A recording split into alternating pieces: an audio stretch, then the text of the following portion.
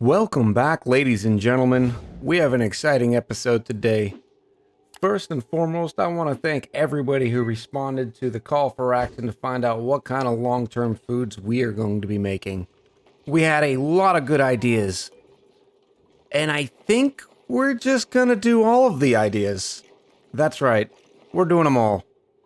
We're doing stuffed berries, surf and turf, pepper bread, spicy tofu, frost burgers, and mixed berry pies. The way you need to look at it is, the appetizers. We're going to start off with a little bit of stuffed berry and pepper bread. Then we're going to move on to our first course, which is the surf and turf and spicy tofu. And then for the main course of frost burgers. And finally, we're going to set it off with a nice dessert, some mixed berry pie. Obviously, this is going to take us more than one episode. Each one or two of these is an episode in and of itself. Plus, we have to do some preparation in order to have this massive kitchen to be able to handle all these foodstuffs. What I think we're going to do is we don't need to make a massive amount of each of these. We only need to make enough to support our final dupe count of, we believe, is going to be what? 24 dupes? There are 6 total items in the gas range. We want to feed 24 dupes. So we'll make enough to where each item can feed 4 duplicates per cycle. Basically, we need 4,000 calories worth per cycle. And that's sort of where the math will take us. And the great thing is a lot of items share ingredients. For instance, stuffed berries and pepper bread share pinch of pepper nuts. Mixed berry pies and stuffed berries share gristleberry. So we have a lot of things that will coincide. So it's gonna be a little complicated on the math, right? Because we're gonna need so many gristleberries for stuffed berry and so many for mixed berry pie. So the math might get somewhat out of control. But we'll attack each one at a time, and that way it'll be easy enough to break it down. When you have a large problem, you break it down into small problems. Today, I think we're gonna start on stuffed berries and pepper bread. That's going to require getting some pinch of pepper nuts going. We already have the gristleberries, and we already have the sleet wheat. Now all we're going to have to do is add on to it. While we're doing that, I figured I'd show you that we added a couple of steam turbines. Yeah, that is 21 steam turbines. And at sometimes they all run flat out. In order to make up for the additional heat requirement, because they're going to chew through the heat pretty quickly, we changed the temperature threshold to 180 degrees. The additional steam turbines have been working great though. They're able to absorb the heat from the volcanoes much quicker. And as a result, we're never getting any sort of conveyor loader or auto sweeper overheating anymore. Additionally, we have our rocket loaded up with 32 cycles worth of berry sludge. And I think it's about time to start exploring the rest of the galaxy. Universe? Solar system? I don't know. I'm not exactly sure what this is implied to be. Surely just a small solar system area? I think we'll start with the stuffed berries. And the first ingredient we're going to tackle is the pinch of pepper nut. You can see for the stuffed berries, we need 2,000 grams of pinch of pepper nut. Remember, our goal is to basically produce 1 stuffed berry per day. And that'll give us what we need. And that's enough stuffed berry to support 4 duplicates for 1 cycle. 4,400 calories does that just fine. So on the pitcher pepper nuts, you can see that the pitcher pepper plant produces 4,000 grams of pinch of pepper nuts over 8 cycles. Another way of saying it is each plant produces 500 grams of pinch of pepper nut. Well, we know we need 2,000 grams of pinch of pepper nut for the stuffed berries. And at 500 grams per plant per cycle, we need 4 pinch of pepper plants.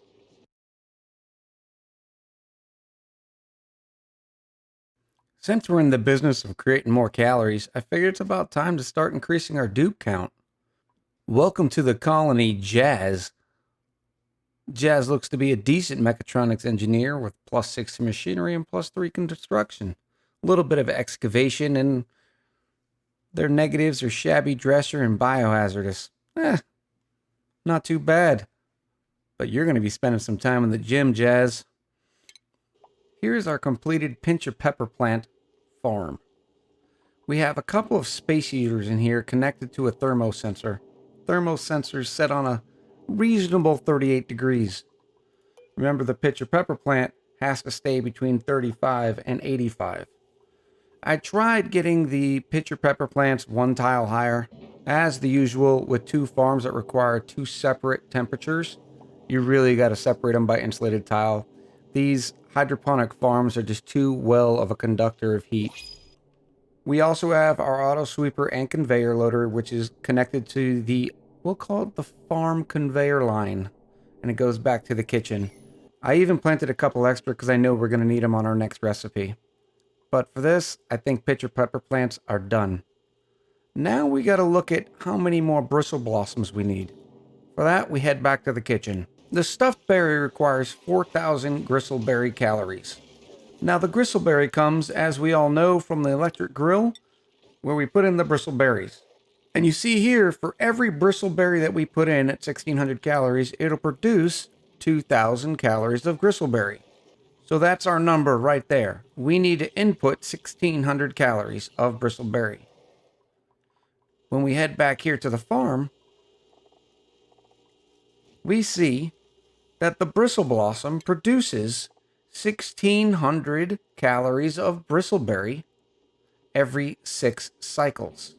So in order to have enough bristleberry to have 1 gristleberry per cycle, we're going to need another 6 bristle blossom plants.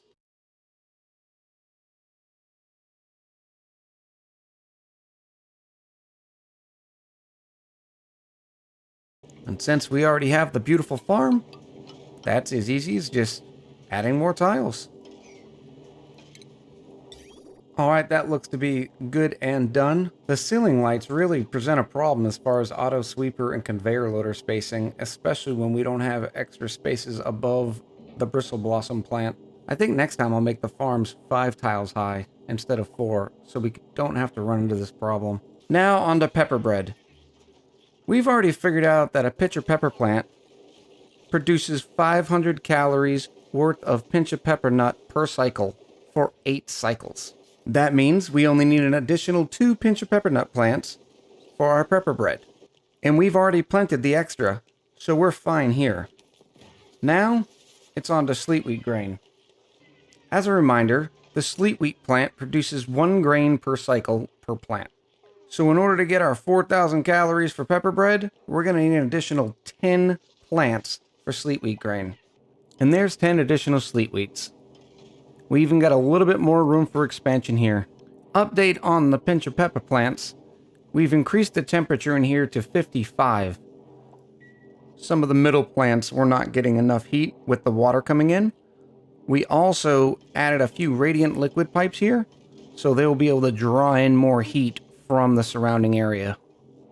Now that we have all the ingredients necessary for our stuffed berries and pepper breads, I think it's about time for a small kitchen renovation. Our current kitchen setup works very well, but there's no room for the gas range, so I think we're going to be able to squeeze it in right here. Well, that's not going to work, because no matter where I try to position this beautiful auto sweeper, I can't get into our freezer, and we need to be able to get into our freezer. But I think if we drop the gas range by 1, it'll work. Alright, that is much better. We even got our automation system with the weight plate and the light, so whenever somebody's at the gas range, it'll light it up and they'll get the well-lit buff. Now we have the complicated process of getting the natural gas in here. But look at this. Isn't that convenient? All we really need to do is make a little route through here, and these gas bridges will do just fine. Now, because this natural gas is feeding the natural gas generator, it will continuously use this gas. We don't necessarily want that to happen. We always want to have natural gas for our oven. So what we're going to do is we're going to make it the priority by putting a bridge here. Alright, we've completed all the piping. You can see we added a little bit of extra gas pipe, and that way this will eventually back up. The extra gas pipes provide a little bit of storage. And look at that, our first piece of pepper bread. delicious. But now we got to figure out how to get our pepper bread into our deep freezer. Remember, this auto sweeper can't be the one to throw it into a conveyor loader, because otherwise it'll just keep going into the deep freezer and pulling it out and putting it back in the conveyor loader. So we need another auto sweeper connected to an independent conveyor loader. But what's difficult is none of these auto sweepers here should be able to see that conveyor loader. And as you can see, they can see just about everything. All right, here it is. It took some finagling. So this block right here provides just enough of a blind spot to where this auto sweeper can't see the input on this conveyor loader. But this auto sweeper can. It grabs the stuffed berry and the pepper bread and throws it right in this deep storage. There it goes. Frozen stuffed berry. Now all we have to do is add it to the allowable foods inside the refrigerator. And now the auto sweeper here will be putting those goods in there too. Now there is a small conflict. Both the microbe musher and the electric girl both want bristleberries. The electric girl wants it for the gristleberry, and the microbe musher wants it for the berry sludge.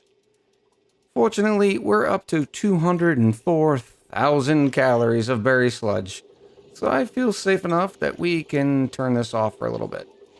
Just as expected, we used all our natural gas. We have a ton of it saved up. I think the best way to deal with this is only to have one gas reservoir on the line. And that way, all the other natural gas will back up and stay in this area. Now the question is, how do we get it back on the line? Why overthink this? Let's just come off on an entirely new line. Just for temporaries. There we go. That'll work out perfectly. And once we drain all of the natural gas here, we'll get rid of 4 tanks. And we might even reroute these lines here, so they have plenty of area to back up into. To tell you the truth, this is just a hideous looking kitchen. And it works, completely functional. But we're going to be looking to design a new one. I can't deal with this. This is just yuck. Since we're in the process of switching over, unfortunately, I think it's time to say goodbye to one hatchery. You guys served us well and we appreciate your service. But there's no reason to spend the extra dupe labor on maintaining hatches that are just eating our igneous rock. Plus, we know we can only maintain so many of them anyways. Other than our ugly kitchen, today's episode was a pretty good success. Minus one complication we had. For those of you paying keen attention, you'll notice it's cycle 1041. There may have been a slight issue with our Volcano sauna. That bug I told you about a couple of episodes, where this door would sometimes not act as a vacuum. Well, I was in the throes of making stuffed berry to our heart's delight, and I realized that bug had been happening, and it had gotten very hot in our volcanic sauna. Hot enough to where our steam turbines, yes, all 21 of them, could not keep up. When that happened, they started overheating. When they started overheating, everything started shutting down. It was a mess. We had to cool down this entire area. It took a long time. Now everything's back up to snuff. Not looking too bad. I hope you had a good time in the episode. I know I did.